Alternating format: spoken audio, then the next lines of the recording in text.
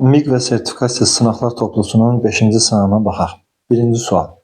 Pakistanın aşağıdakı xüsusiyyətlərindən hansı bu ölkənin şimal yarımkürəsində yerləşməsi ilə bağlıdır? A variantında cisimlərin kölgəsi günorta vaxtı şimal istiqamətinə düşür yazılıb. Həqiqətən də əgər məntəqə şimal yarımkürəsindədirsə və yaxud da hər iki tropikdən şimaldadırsa, onda il ərzində bu ölkədə cisimlərin kölgəsi yalnızca şimal istiqamətini göstərər. Deməli, A variantı doğru variantdır. Gecə ilə gündüzün adi növbələşməsi pozulmur şərti cənub yarımkürəsində də ola bilər. Günəş zenitdə olmur şərti də cənub yarımkürəsində də ola bilər. 4-cü və 5-ci saat qurşaqlığında yerləşməsi onun şimal və ya cənub yarımkürəsində yerləşməsinə aidiyyəti yoxdur. İl ərzində günəş şüalarının günorta vaxtı maksimum və minimum düşmə bucaqlarının fərqi 47 dərəcədir. Şərti də cənub yarımkürəsinə aid ola bilər. İkinci sual. Coğrafiya müəllimi dərs zamanı şagirdlərinə yaşadıkları şəhər ilə Beyləqan şəhəri arasında yerli vaxt fərqinin daha az, Şirvan şəhəri arasındakı fərqin isə daha çox olduğunu söylüyor. Onlar hansı şəhərdə yaşayır?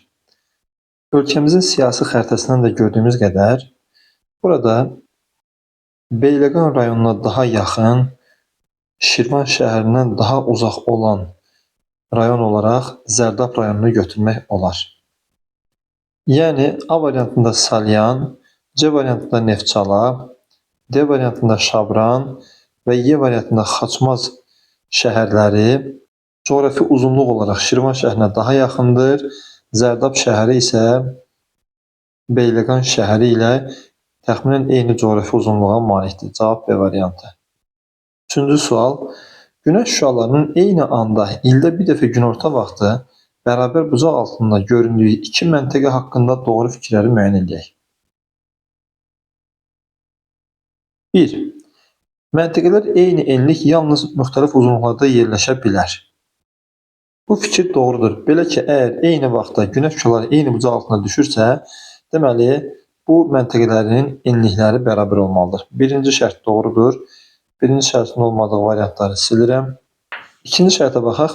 Məntəqələr yalnız bir yarımkürədə, şimal və ya cənub yarımkürəsində yerləşə bilər. Bu şərt yanlışdır. Belə ki, ekvatora nəzərən simmetrik məntəqələrdə eyni anda günəş şüaları eyni bucaq altında görünə bilər. Deməli, ikinci şərt yanlışdır. İkinci şərtin verildiyi A variantında silirəm. 1, 3, 6 qaldı. 3-ə baxaq. Məntəqələrin hər ikisində günəş ildə 2 dəfə zenitdə ola bilər. Bəli, hər hansı məntəqə iki tropikın arasında yerləşirsə, onun üzərində günəş ildə 2 dəfə zenitdə olar və bu məntəqələr ekvatora nəzərən simmetrik yerləşə bilər. Misal üçün 10 dərəcə şimal və ya cənub enliyi götürmək olar. Üçüncü şərt də doğrudur. 4-ə baxaq. Məntəqələrdən biri tropik işıqlanma qurşağında yerləşərsə, digəri mülayim işıqlanma qurşağında yerləşə bilməz şərti yanlışdır. Belə ki, əgər günəş şimal tropikində zenitdədirsə, tropik işıqlanma qurşağında yerləşən bir məntəqə ilə şimal tropikinə nəzərən simmetrik olan digər məntəqə mülayim işıqlanma qurşağında yerləşə bilər. Məsəl üçün, 23,5 dərəcə şimal enindən 3,5 dərəcə cənuba eləyər 20 dərəcə şimal eni, 3,5 dərəcə şimala eləyər 27 dərəcə şimal eni. Yəni, 20 dərəcə şimal eni ilə 27 dərəcə şimal eni şimal tropikinə nəzərən simmetrikdir. Günəş şimal tropikində zenitdə olanda bu məntəqənin hər ikisinə eyni bucaq altında görünür və onlardan biri tropik, digəri isə mülayim işıqlanma qurşağında yerləşir. Deməli, 4-cü şərt də yanlışdır. Məntəqələrdən heç biri qütb işıqlanma qurşağında yerləşə bilməz. Bu da yanlışdır. Çünki əgər günəş tropikdə zenitdədirsə, hər hansı bir məntəqə qütb işıqlanma qurşağında yerləşirsə, tropikdən qütb işıqlanma qurşağındakı o məntəqəyə qədər olan məsafə tropikdən cənub istiqamətə də qət edilə bilər və yenə bu məntəqələr tropikə nəzərən simmetrik ola bilər. 5-ci şərt də yanlışdır. 6-cı şərtə baxaq. Məntəqələr fərqli enliklərdə yerləşərsə, günorta vaxtı cisimlərin kölgəsi müxtəlif istiqamətlərə düşər. Bu da doğrudur. Məntəqə şimal yarımkürəsindədirsə kölgələr şimala, cənub yarımkürəsindədirsə kölgələr cənuba doğru istiqamətlənər. 6-cı şərtdə doğrudur. Cavab Y variantı. 4-cü suala baxaq. Su anbarlarının əsas qidalanma mənbələrini müvafiq olaraq təyin edək. Burada verilən Nehrəm su anbarı Əlincə çaydan, Cavanşir su anbarı Ağsu çaydan, Sirab su anbarı Naxçıvan çaydan, Nohurqışlaq su anbarı isə Dəmirapıran çaydan qidalanır. Deməli cavab A variantı. Azərbaycan daxili suları xəritəsindən 25 rəqəmi ilə Sirab, 27 rəqəmi ilə Nehrəm, 13 rəqəmi ilə Cavanşir və 8 rəqəmi ilə Nohurqışlaq su anbarlarını görmək olar. 5-ci suala baxaq. Cədvələ əsasən atmosfer yağıntıları üçün uyğunluğu müəyyən edək. Havadan çökən atmosfer yağıntıları və buluddan çökən atmosfer yağıntıları. Havadan çökən atmosfer yağıntılarına şeh və qrov aiddir. Buluddan çökənlər isə yağış, qar və dolu. 1-ə CD, 2-yə ABY, cavab C variantı. 6-cı suala baxaq. Sxemlərə əsasən hansı fikirlər doğru hesab oluna bilər? Burada bilirik ki, əgər günəşin üfüqdəki vəziyyəti onun trayektoriyasına nəzərən sağ tərəfdədirsə, bu məntəqə daha qərbdə, onun trayektoriyasının yarısından sol tərəfdədirsə, məntəqə daha şərqdə yerləşir. Birinci şərtə baxaq. A, B və C məntəqələri eyni meridian xətti üzərində yerləşə bilər. Bəli, müxtəlif saatlarda günəşin üfüqdəki vəziyyətləri verilər və hər üç məntəqə eyni meridian üzərində yerləşə bilər. Deməli, birinci şərt doğrudur. Birinci şərtin verilmədiyi variantları silirəm. İkinci şərtə baxaq. Cisimlərin kölgəsinin ən qısa olduğu məntəqə hazırki vəziyyətdə B məntəqəsindədir. Belə ki, B məntəqəsində günəş artıq zenitdədir və biz bilirik ki, günəş zenitdədirsə, kölgələr ya sıfıra bərabərdir, əgər bu məntəqə tropik işıqlanma qurşağındadırsa, və yaxud da ən qısa vəziyyətdədir. Deməli, ikinci şərt də doğrudur. İkinci şərtin verilmədiyi variantda silirəm. 3-ə baxaq. B məntəqəsindəki vəziyyətdən A məntəqəsindəki vəziyyətə keçid zamanı kölgənin uzunluğu artar. Belə ki, bayaq dediyimiz kimi, günəş zenitdə olanda kölgələr minimum uzunluqda olur. Günəş nə qədər kiçik bucaq altında görünərsə, kölgələr o qədər uzun olar. Üçüncü şərt də doğrudur. Cavab D variantı. Dördüncü şərtə baxaq.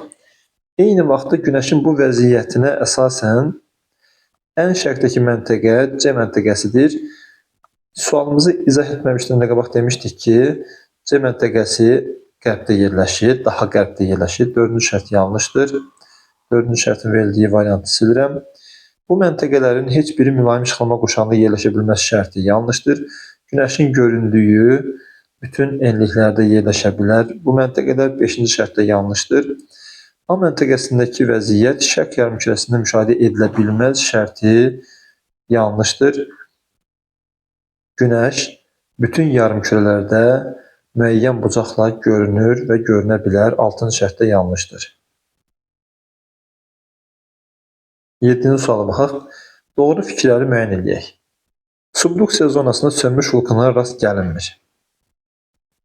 Chimborazo vulkanı subduksiya zonasında, yəni Cənubi Amerikanın Ant zonasında yerləşən dünyanın ən böyük sönmüş vulkanıdır. Bu fikir yanlışdır. Deməli, birinci şərtin verildiyi variantları silirəm. İkinci şərtə baxaq. Afrika təsvir tabasında materik və okean tipli yer qabığı mövcuddur.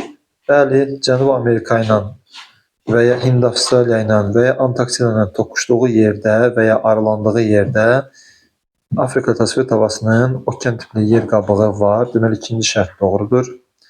Üçüncü şərtə baxaq. Zəlzələlərin baş verdiyi bütün ərazilərdə maqmatik süxurlara rast gəlinir şərti yanlışdır.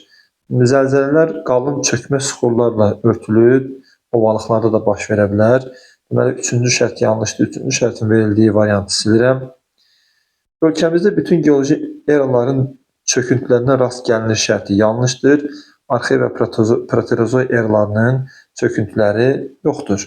Dördüncü şərt də yanlışdır. Y variantını da silirəm. Ölkəmizdə mezoy yaşlı süxurlar yayılsa da, mezoy qırışıqlığı mərhələsində formalaşan ərazilər mövcud deyil. Bu şərt doğrudur. Belə ki, mezoy yaşlı süxurlar Böyük və Kiçik Qafqazın yüksək dağlığında olsa belə, mezoy qırışıqlığı Kordilyer dağlarında, Verxonyansk və Çerk silsilələrində, Kunlun dağlarında, Tibet zonasında var, ancaq Azərbaycan ərazisində bu qırışıqlıq mərhələsində formalaşan ərazi yoxdur. 5-ci şərt də doğrudur. 6-cı şərtə baxaq. Lithosfer tavalarının həm konvergent, həm də divergent sərhədlərində vulkanik mənşəli adalara rast gəlinir. Bu doğrudur. Konvergent zonada Rüku adaları, Aleut adaları, Kuril adaları vulkanik mənşəlidir və ya divergent zonada İslandiya, Azor, Müqəddəs Yelena, Vazniseniya, Pasxa kimi adalar var. 6-cı şərt də doğrudur. Cavab B variantı. 8-ci suala baxaq. Cədvəldə verilən yaylalardan hansılarının yerini dəyişsək, onların mütləq hündürlüklərinin düzgün azalma sırası müəyyən oluna bilər. Birinci sırada Şərqi Afrika yaylası verilir və Kilimanjaro zirvəsi burada 5895 metr hündürlükdədir. İkinci sırada Qarabağ vulkanik yaylasıdır ki, burada Dəli Dağ 3616 metr hündürlüyə malikdir. Üçüncü sırada Efiopiya yaylası verilib ki, burada 4620 metr hündürlüyə malik olan Rastlaşan dağı var. Braziliya yaylasında 2891 metr hündürlüyə malik olan Bandeira dağı var. Və Qərbi Avstraliya yaylasında Brus dağı 1235 metr hündürlüyə malikdir. Buradan da gördüyümüz qədər Qarabağ vulkanik yaylası və Efiopiya yaylalarının yerini dəyişsək, düzgün azalma sırası görünər. Cavab C variantı. 9-cu suala baxaq. Hansı bənddə relyef əmələ gəlmə ilə birbaşa əlaqəsi olan proses verilməmişdir? Transqressiya dənizin geri çəkilməsi ilə relyef əmələ gəlmənin baş verməsi prosesidir. Deməli, A variantı yanlışdır. B variantında abraziya dalğaların fəaliyyəti zamanı müxtəlif relyef formaları yaranır. B variantı da yanlışdır. Subduksiya materik və okean tipli lithosfer tavalarının toqquşması zamanı relyef formalaşır. Dərin novlar və yüksək dağlar əmələ gəlir. D variantında deflyasiya barxan və diyunların əmələ gəlməsində, yəni müxtəlif relyef formalarının əmələ gəlməsində iştirak edir. Transpirasiya isə bitkilərin üzərindən baş verən buxarlanmaya deyilir. Deməli, transpirasiyanın relyef əmələ gəlmədə əlaqəsi yoxdur. Y variantı doğru cavabdır. 10-cu suala baxaq. Ölkəmizin geoloji quruluşu ilə bağlı doğru fikirləri müəyyən edək. Alt paleozoy çöküntülərə rast gəlinmir şərti yanlışdır. Əsrikçay, Zəyimçay yataqlarında bu dövrün çöküntüləri, bu eranın çöküntüləri var. Birinci şərt yanlışdır. Birinci şərtin verildiyi variantları silirəm. Ölkəmizin hər iki tektonik qalxma zonasında vulkanik süxurlar yayılmışdır şərti. Böyük və Kiçik Qafqaz dağlarında vulkanik süxurlar yayılmışdır. Bunu Azərbaycanın geoloji quruluş xəritəsində görə bilərik. Vulkanik süxurlar V işarəsi ilə verilən ərazilərdə yayılıb. Bu işarəni həm Böyük Qafqazda, həm də Kiçik Qafqazda görmək olar. Deməli, ikinci şərt doğrudur. Üçüncü şərtə baxaq. Lənkəran təbii vilayətində çox kiçik sahədə mezoy yaşlı süxurlara rast gəlinir şərti də doğrudur. Azərbaycan geoloji quruluş xəritəsinə baxsaq, K hərfi ilə verilən tabaşı yaşlı süxurları görə bilərsiniz. Üçüncü şərt də doğrudursa, A variantı silinər. Dördüncü şərtə baxaq. İmişli rayonunda yayılmış süxurlar Yardımlı rayonunda yayılmış süxurlardan daha qədimdir. Bu şərt yanlışdır. Belə ki, İmişli zonasında 4-cü dövr süxurları, yəni antropogen dövrün süxurları, Yardımlıda isə paleogen yaşlı süxurlar yayılmışdır. Dördüncü şərt yanlışdır. Beşinci şərtə baxaq. Bütün təbii vilayətlərdə Kainozoi yaşlı suxurlar rast gəlinir şərti doğrudur. İstər 4-cü dövr, istər paleogen dövrü, istər neogen dövrünün suxurları bütün təbii vilayətlərdə var. 5-ci şərtdə doğrudursa C variantı da silinər. 6-cı şərtə baxaq. Alt və subalp çəmənliklərinin yayıldığı ərazilərdə 4-cü dövr suxurlarına rast gəlinmir şərti yanlışdır. Belə ki, vulkanik yaylada alt və subalp çəmənliklərinin olduğu yerdə 4-cü dövr suxurları yayılmışdır. 6-cı şərtdə yanlışdır. Cavab D variantı. 11-ci suala baxaq. Böyük Qafqaz tektonik qalxmasında yerləşən dağ silsilələrini müəyyən edək. Burada Sarıdərə silsiləsi Zəngəzur silsiləsində Ordubad zonasında yerləşir. Əznəbürd Şərur zonasında Naxçıvanda Şərur zonasında yerləşir. Xoçaz vulkanik yayladan cənubda Laçın rayonu ərazisində yerləşir. Qaynar-Arxac və Cəfəryaylaq silsilələri isə müvafiq olaraq Oğuz və Qəbələ rayonlarında yerləşir. Yəni 4 və 5 cavab D variantı. Azərbaycanın oroqrafik xəritəsində Ordubad rayonunda 20 rəqəmi ilə verilən silsilə Sarıdərə silsiləsidir. 16 rəqəmi ilə verilən silsilə Əznəbürd silsiləsidir. 15 rəqəmi ilə verilən silsilə Xoçaz silsiləsidir. 5 və 6 rəqəmləri ilə verilən silsilələr isə müvafiq olaraq Qaynar-Arxac və Cəfəryaylaq silsilələridir.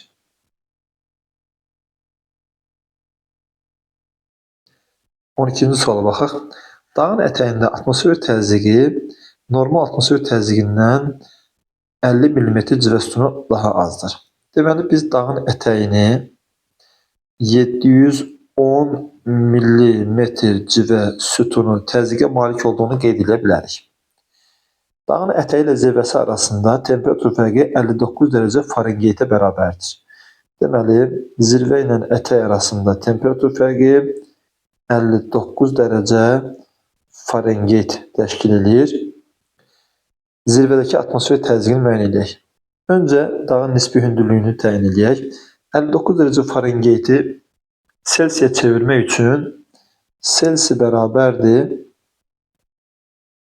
9'da 5 Farenheit çıxılsın 32 düsturundan istifadə edəcəyik. Burada Farenheitin yerinə 59 qoysaq olacaq 27 və bu hasildən cavabımız ixtisarla 15 eləyəcək. Deməli, dağın ətəyi ilə zirvəsi arasında temperatur 15 dərəcədir. 15 dərəcənin də 2500 metr hündürlük olduğunu bilirik. 6 dərəcəmiz 1000 metrdirsə, 15 dərəcəmiz 2500 metr olar. Və hündürlük fərqini təzyiq fərqinə çevirmək üçün onu 10'a bölərik. Deməli, zirvə ilə ətək arasında 250 mm civə sütunun fərqi var. 250 mm civə sütunu. 710 mm-dən də 250 mm çıxsaq, zirvədə 460 mm civə sütunu təzyiqin olduğunu taparıq. Cavab C variantı. 13-cü suala baxaq. Mülayim iqlim qurşağına aid olan hansı iki xüsusiyyət subtropik iqlim qurşağına aid deyil? 1. Mülayim işıqlanma qurşağında yerləşməsi. Həm mülayim, həm də subtropik iqlim qurşağı mülayim işıqlanma qurşağında yerləşə bilər. Deməli, birinci şərt yanlışdır. Öz hava kütləsi yoxdur. Bəli, bu fikir doğrudur. Belə ki, mülayim iqlim qurşağının öz hava kütləsi var, amma subtropik iqlim qurşağı keçid iqlim qurşağı olduğuna görə onun özünə məxsus hava kütləsi yoxdur. İkinci şərt doğrudur və C variantını silə bilərik. Yanvar ayının orta temperaturu 0 dərəcədən aşağı olan məntəqələr mövcuddur şərti hər iki iqlim qurşağına aid ola bilər. Bu fərqli deyil. Belə ki, subtropik iqlim qurşağında yüksək dağlıq ərazilərdə yanvar ayında temperatur mənfi ola bilər. Üçüncü şərt yanlışdır. Dördüncü şərtə baxaq. Avstraliya materikində rast gəlinmir. Doğrudur. Avstraliya materikində mülayim iqlim uşağı yoxdur, ancaq subtropik iqlim uşağı var. Bu da fərqli xüsusiyyəti olduğuna görə götürürük. 5-ci şərtə baxaq. Materiklərin qərb hissəsində yerləşən yarım tipində yağıntılar il boyu bərabər paylanır. Bu şərt də doğrudur. Belə ki, mülayim iqlim uşağının materiklərin qərbində mülayim dəniz iqlim tipi var və onların yanından əksərən isti cərəyan keçdiyinə görə yağıntı bərabər paylanır. Ancaq materiklərin qərbində subtropik iqlim uşağının Aral dəniz tipi olduğuna görə burada yağıntı qış aylarında düşür. 5-ci şərt də fərqlidir. Deməli, cavab D variantı. 6-cı şərtə baxaq. 4 iqlim tipinə bölünür. Bu fikir fərqli deyil. Həm mülayim, həm də subtropik iqlim uşaqları 4 tipə bölünür. Mülayim iqlim uşağı mülayim kontinental, musson və mülayim dəniz tiplərinə bölünür. Subtropik iqlim uşağı isə subtropik kontinental, Aral dənizi, musson və bərabər rütubətli tiplərinə bölünür. 6-cı şərt də yanlışdır. Cavab D variantı. 14-cü suala baxaq. İqlim diaqramının aid olduğu ərazi üçün səciyyəvi xüsusiyyətləri müəyyən edək. Buradan görürük ki, iqlim diaqramında temperatur qış aylarında mənfiyə düşür. Yay aylarında təxminən müsbət 20 dərəcə və yağıntılar əsasən yay aylarında boldur. Bu göstəricilər bizə buranın mülayim iqlim uşağının musson tipinə aid olduğunu xəbər verir. 1. Subtropik iqlim uşağında yerləşir şərti yanlışdır. Subtropik iqlim uşağında musson iqlim tipi təxminən müsbət 10 dərəcədən 30 dərəcəyə qədər fərq eləyir. Birinci şərt yanlışdır. İkinci şərtə baxaq. Kamçatka yarımadası yerləşir. Kamçatka yarımadası mülayim dəniz iqlim tipində yerləşir. Ona görə də ikinci şərt də yanlışdır. İkinci şərtin olduğu variantda silirəm. Üçüncü şərtə baxaq. Çayların səviyyəsi il boyu kəskin dəyişmir şərti yanlışdır. Çünki yağıntılar yay aylarında bol olduğuna görə çayların səviyyəsi də həmin vaxtı çox olur. Üçüncü şərt də yanlışdırsa D variantını da silirəm. Dördüncü şərtə baxaq. Skandinaviya yarımadası yerləşmir şərti doğrudur. Çünki Skandinaviya yarımadası mülayim dəniz iqlimi tipindədir. Mülayim musson isə materikin şərqindədir. Skandinaviya yarımadası mülayim dəniz və mülayim kontinental iqlim tiplərindədir. Bu diaqram isə mülayim musson iqlim tipinə aiddir. Dördüncü şərt doğrudur. Beşinci şərtə baxaq. Okean sahilinə yaxın yerləşir. Doğrudur. Materikin ucqar şərqində okean sahilinə yaxın yerləşir və iqlim qurşaqları xəritəsində 5C və ya 5D rəqəmləri ilə göstərilir. Cavab B variantı. 15-ci suala baxaq. Böyük Ayı, Böyük Kölə və Atabaska gölləri üçün ümumi əlamətləri müəyyən edək. Bu göllər Şimali Amerikanın böyük göllərdən savayı şimala doğru getdikcə Winnipeg, Atabaska, Böyük Kölə və Böyük Ayı ardıcıllığı ilə şimala doğru yerləşən gölləridir. 1. Makkenzi çayı bu gölləri bir-birlə əlaqələndirir. Bu şərt doğrudur. Makkenzi çayının stoplayıcı hövzəsi daxilində bu üç gölü də görmək olar. Deməli, birinci şərt doğrudur. Birinci şərtin verilmədiyi variantları silirəm. Buzlaq mənşəli göllərdir şərti də doğrudur. İkinci şərtin olmadığı variantda silirəm. Üçüncü şərtə baxaq. Qütb işıqlama quşağında yerləşdiyindən uzun müddət buz bağı ilə şərti yanlışdır. Çünki yalnızca Böyük Ayı gölünün şimal hissəsi qütb işıqlama quşağını görür. Üçüncü şərt yanlışdır. A variantı da ələndi. Dördüncü şərtə baxaq. Yalnız bir ölkənin ərazisində yerləşirlər şərti doğrudur. Yalnızca Kanadanın ərazisindədirlər. Beşinci şərtə baxaq. Ətraf sahillərində qarışıq meşələr təbii zonası formalaşmışdır şərti yanlışdır. Çünki burada əsasən tundra və iynəyarpaqlı meşələr zonası formalaşıb. Deməli, 5-ci şərt yanlışdır. 6-cı şərtə baxaq. Daimi donuşluq zonasında yerləşirlər şərti də yanlışdır. Bu ərazi tayqa və bataqlıq zonasıdır. 6-cı şərt də yanlışdır. Cavab B variantı. 16-cı suala baxaq. Palçıq vulkanlarının mövcud olduğu milli park. Bura Cənub-Şərqi Şirvan düzündə yerləşən Şirvan Milli Parkıdır. 17-ci suala baxaq. Xəritə sxemə əsasən qışı quraq keçən mülayim isti iqlim tipinin səciyyəvi olduğu ərazilər 1 rəqəmi ilə 3 rəqəmi ilə və 6 rəqəmi ilə verilən ərazilər qışı quraq keçən mülayim isti iqlimdir. Y variantı doğrudur. 2 rəqəmi ilə yayı quraq keçən mülayim isti iqlim, 5 rəqəmi ilə rütubəti bərabər paylanan mülayim isti iqlim, 4 rəqəmi ilə isə qışı quraq keçən soyuq iqlim tipi göstərilmişdir. 18-ci sual. Böyük Antil adalarını şərqdən qərbə doğru sıralayaq. Şimali Amerikanın siyasi xəritəsindən də görürük ki, ən şərqdə Puerto Rico, daha sonra Haiti, Kuba və Yamayka adaları şərqdən qərbə doğru sıralanır. Burada Puerto Rico, Haiti və Yamayka ardıcıllığı doğrular. Yəni 1, 3, 2 cavab A variantı. 19-cu sual. Xəritə sxemə əsasən rəqəmlərə müvafiq gələn gölləri müəyyən edək. 1 rəqəmi ilə Venerin, 2 rəqəmi ilə Vetterin, 3 rəqəmi ilə Sayma, 4 rəqəmi ilə Çud gölləri göstərilib. Cavab A variantı. 20-ci sual. Xəritə sxemə əsasən hansı coğrafi obyektlərin yerlərinin doğru verilmədiyini müəyyən edək. Burada Ural çayı Emba çayının əvəzinə qeyd olunub. Buzaçi yarımadası Manqışlaq yarımadasının yerinə qeyd olunub və Atrik çayı Türkmənistan və İranla həmsərhəd olduğu halda İran ərazisində Səfidrud çayının yerində göstərilib.